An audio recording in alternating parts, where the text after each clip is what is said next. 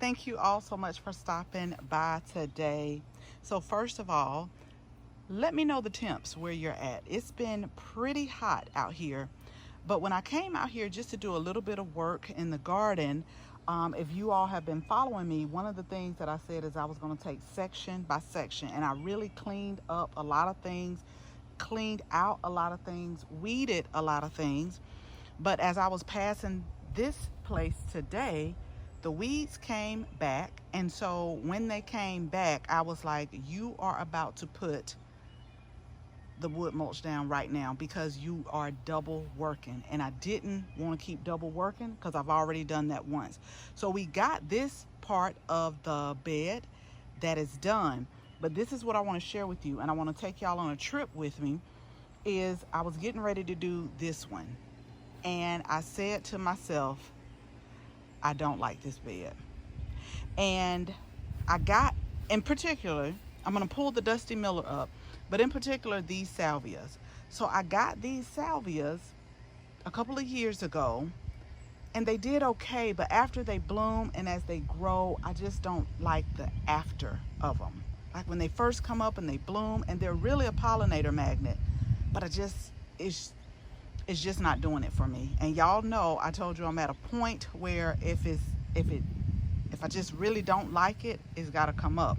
Now I am going to pull them up. I'm going to pot them up. I'll probably gift them to somebody who wants them. I'm not going to throw them away, but I want something else here. And so I want to take you on a trip because it is July, and a lot of the garden centers, they're holding on to their plants just like I'm trying to hold on to this garden as far as watering. And they said we had rain like all week long, but I have not seen any yet. But I know hopefully it'll come. Maybe it'll come overnight.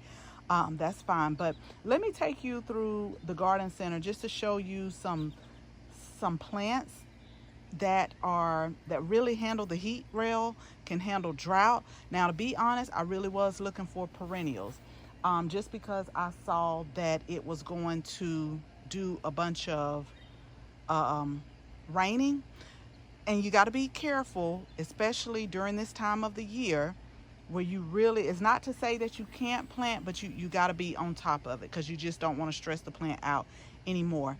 For me, annuals are still fine, but I was really looking for some perennials that's going to come back. What I had in mind, I did not see any of them, but maybe I will go to another garden center. But anyway, let's go ahead, let's get started. Let me show you what they had and some of the plants that are really heat and drought tolerant. So let's go ahead and let's get started. Now, each and every spring and summer, I am going to grow vincas. I grow different colors each year, but this is a really good plant that's good for heat and is good for drought, and they have so many beautiful colors. It is a really tough plant, and I've actually had them like reseed in the garden. Now, this is an impatient. Now, on the label, it says full sun, partial shade, but when you flip this over, it says 3 to 6 hours of morning sun. So maybe this is the one that's the morning sun one, but they did have a whole bunch of beautiful colors. Now, I've grown this variety, but I grew it on my front porch where we have morning sun. But if you can see, I'm going to move down just a little bit. Now, these are the one. They are sun patients, and they really can tolerate the sun. I grew these when we were in Savannah. I think I grew this exact color, but they also come in a beautiful array of colors. But this particular flower is bred to where it can take the heat and the sun. And again, they have a whole bunch of beautiful colors that you can add to your garden.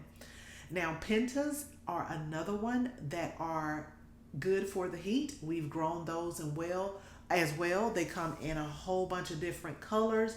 Lantanas are good for the heat and the drought. Sometimes these will come back for people, and then sometimes they won't. So I've had them come back like one time, and then another time they didn't come back. Not sure what the difference was, but they are great to have in your garden.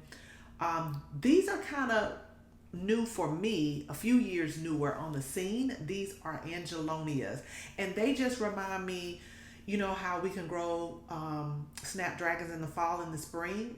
These are kind of like a snapdragon for me for the summer. And then the cupia, I always call it the Mexican heather, but as you can see, they are a pollinator magnet as well. We did a video maybe last year or the year before where we put them in the garden. Half of them came back. They're grown as an annual, but then half of them didn't. And then they had a whole bunch of beautiful color hibiscus. This is the variety that is grown as an annual, but I have started some from seed where there are a perennial. Now I want to show you because a lot of these racks are very empty. This is where a lot of the perennials maybe were. So again, they don't have a whole bunch of perennials, and then the perennials that they do have, they need a little maintenance on there, just a little bit of maintenance, but not a lot of perennials, just annuals and a lot of heat tolerant annuals. Now they did have a lot of shrubs that were available, but that was not what I was looking for. But they had a few varieties if you're looking for shrubs. I'm particularly looking for the area that I showed you at the beginning. Now, you know I gotta do the clearance rack. If you look on the bottom right here, you will see these are the same ones that I have in my garden. They're on clearance. But do y'all see what I mean? Like, they're pretty when they bloom, but after they bloom, they just don't have a look that I like. So that's why I'm gonna switch it out eventually. The heliotrope, I started these from seed. They're very fragrant, but to me, this one, it had a light scent, but it wasn't very fragrant.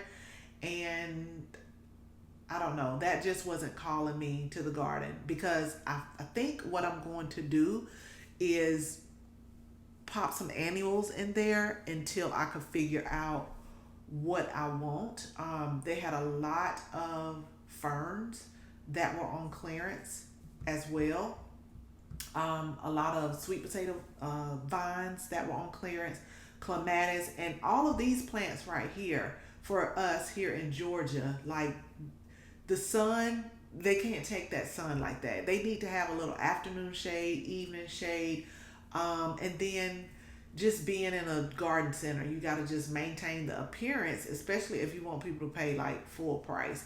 The catmint, we have these in the garden, and just like these, I gotta cut my own back in the garden. They're a tough plant. They're really pretty, but I do need to cut those back so that I could get maybe a second bloom as we go into fall. And then again, there were a lot of vincas on clearance, beautiful colors. And to me, out of the whole clearance, y'all, you know me, I'm like, it's nothing wrong with these, especially with the reputation of vincas. Like, you could pop them in, you know, make sure you water them when you first put them in. Just make sure that they're thoroughly saturated, and I'm telling you, they will bounce back. Now, I think this was a rack ready to be marked down as well. It had ferns, and it also had lantanas in here as well, but they hadn't quite been marked down, but I think they're on their way. Celosia, those are another heat tolerant plant as well. They had a whole bunch of different colors out in the front, but these weren't calling me to that area that I showed you at the beginning. They weren't. But they are a pretty flower, and we have grown them before in our garden. Now, I love this color right here. This vinca right here is more of a purple color.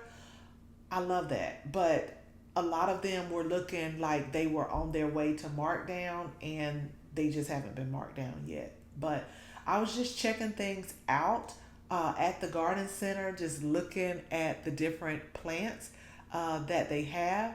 Now, this is a vinca too, but the flowers are little. We've grown these in containers before, but I still just felt like they wouldn't do for the area that I shared with y'all at the beginning. But they did have some really pretty colors. Um, but yeah, y'all, I'm telling y'all, a plant has to be like, I'm for the space that you're at. Take me home with you. The Calibrachoa, you see that's getting leggy and a little bit where they're trying to keep it watered, and yeah. But the Scaviola was pretty. That was very pretty, and a lot of pollinators and bees were around that. And here is a quick note again, if y'all want to screenshot this. They have a sign for where plants attract butterflies and hummingbirds, and also deer resistant plants as well. This is what I want to tell y'all right here. I want you to look at this. $36.98 for citrus. Over the past 2 years, they've been going up, but what I really want y'all to see is the container. Maybe it hasn't gotten small, maybe it's just changed its shape. There were some that were getting limes on there, but I think this is like the second year in a row that they went up. They did have a few blueberries, a few of the raspberry plants right here, and then they also had a few of the figs left, and then a couple of the grape plants that were left right here that is out.